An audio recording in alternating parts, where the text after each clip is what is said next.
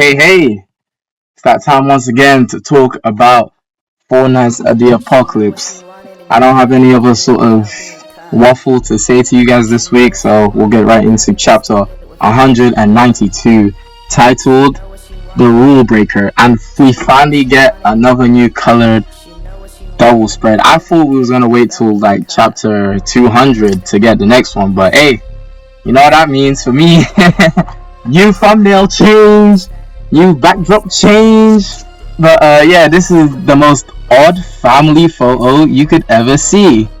We have one of the most muscular women I've seen in fiction, just being pampered like a little princess by her grandparents, who are golems respectively. One made out of dragon bones, and the other just made out of wood, straight Pinocchio type Tommy. And in the back we have Cain is his name, of his brother, Gawain's father, and we have Dubs as well. And we got it seems that there's even a little statue of Hawk in the background, and then some armor as well next to Dubs. And even on the couch you see Escanor and Merlin's sin emblems respectively, right next to the grandpa and grandmother, which really makes you think. But yeah, we know Gawain is somehow a hybrid of the two. We just don't know how, especially since one of them is dead. But yeah, let's get right into it. And start off, we immediately see a statue of Hawk, and back to the ship as well, where Dubs explains that Beltrite is actually Escanor's brother Damon, and now that Gawain's part of the event, it's like fate at work as well.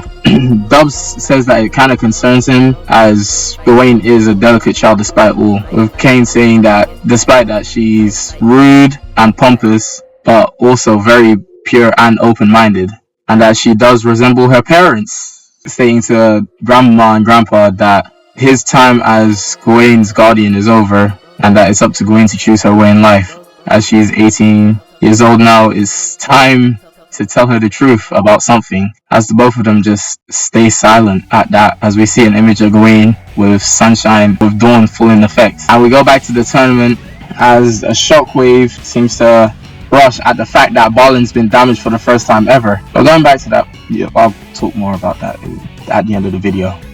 Where Balin just still sort of smirking like, yo, you really amazed me there. Gawain also smiling now that she's figured it out, with Anne wondering why it's now hurting him, with Pelly also wondering why it's the case, with Gawain pointing at Balin, announcing his name, and states that for the first time he moved to block her fist, which was infused with an explosive flame, and then for the first time he was burned by her flame infused sword.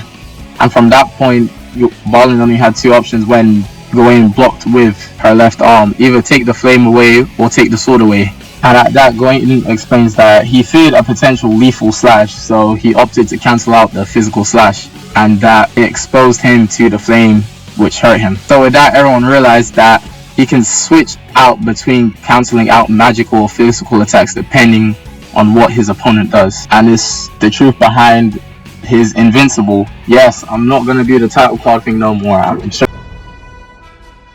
but it can't be done at the same time. And with everyone not shocked at how invincible works. With Balin stating that he's amazed that she could catch that since this is their first fight, with Gawain stating that, yo, just surrender and say uncle for me right now.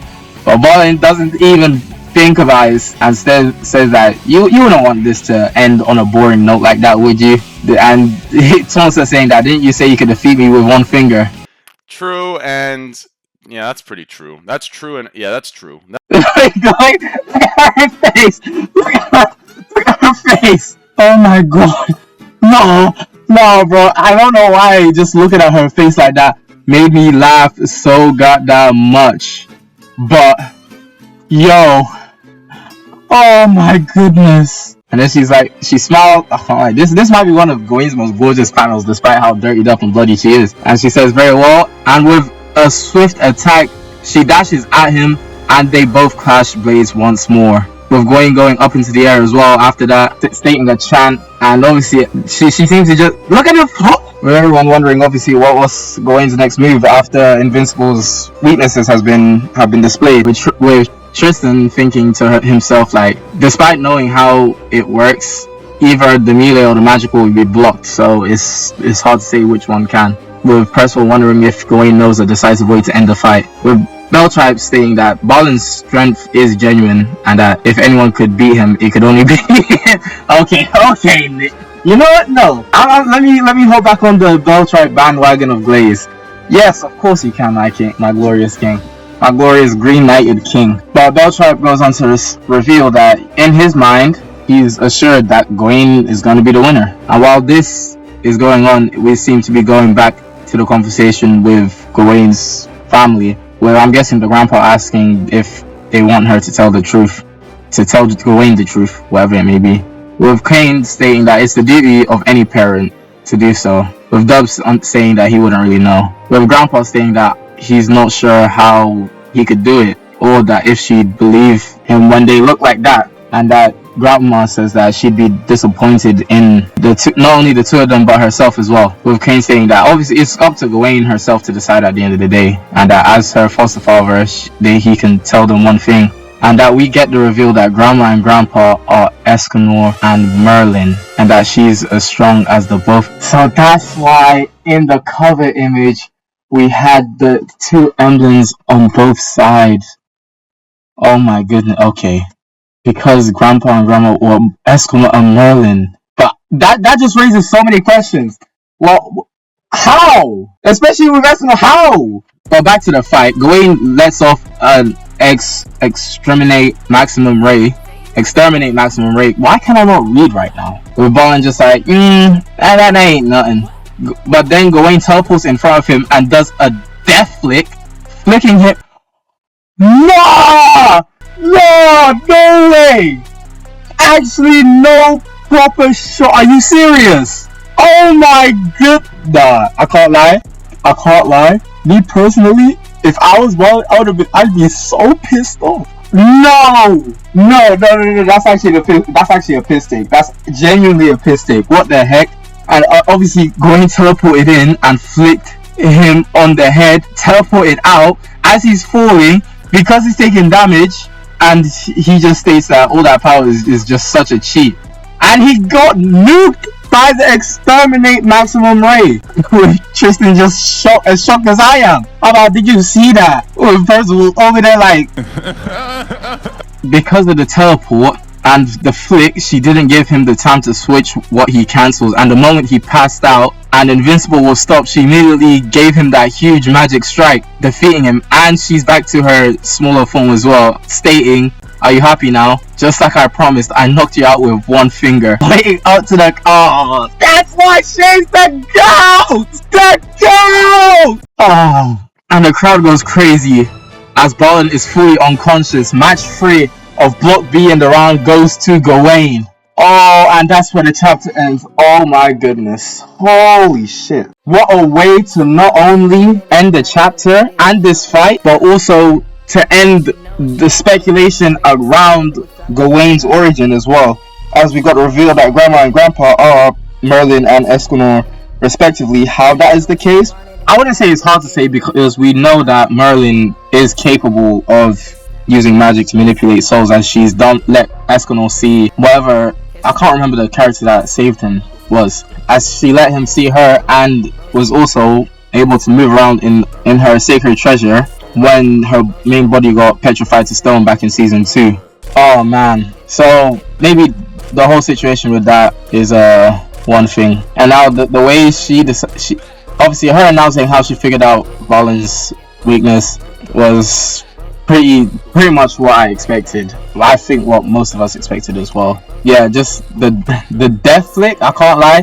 Whoever does the wiki for 7 Deadly Sins, please just put that death flick in her repertoire of moves that she has. I beg of you, if you somehow see this video, please just put it in. The flick that was enough to render him unconscious. Oh man, yeah, nah. I low-key would be so mad. I would be so mad if I was Balin low-key. Oh man. Wow. Yeah, that was just a great fight, a great chapter, a big reveal with Grandpa and Grandma. So we know where the last 2 sins are. Even though one of them was supposed to be, up there with goddamn Harambe and Nelson Mandela. Notice how I said up there, up top. And Merlin, why Merlin left off his side? I don't know. We need more. We'll get that probably after this arc because there's so much to unpack here. The reason, like, why? Yeah, there's just so much to unpack in terms of grandpa and grandma.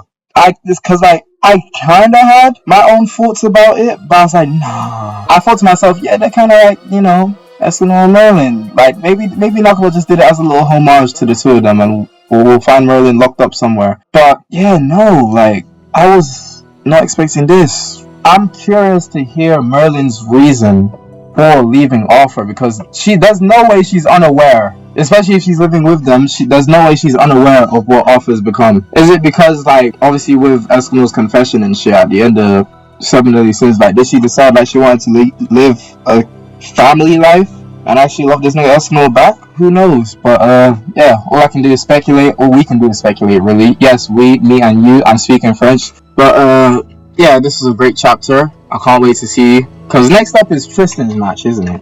Tristan and Eyes. Oh my days, that's gonna be oh man, that's gonna be as a single man, that's gonna be tough reading because I already know what kind of route Naka's gonna go with that. But yeah, that's what I have to say on this. This has so many good just panels of Gawain in general, and like I can't be the only one. Like, she wasn't up there for me out of the 4 nights, but well and truly, she's really starting to get up there for me. Not even in terms of likability and character. Just I don't know, man. Like, for me, Percival will always be number 1. That's my son. But Gawain, yeah, Gawain's number 2 at the moment. Tristan and Lancelot are kind of like tied at bottom because I don't know. Don't get me wrong, I mess with both of them, especially Lancelot.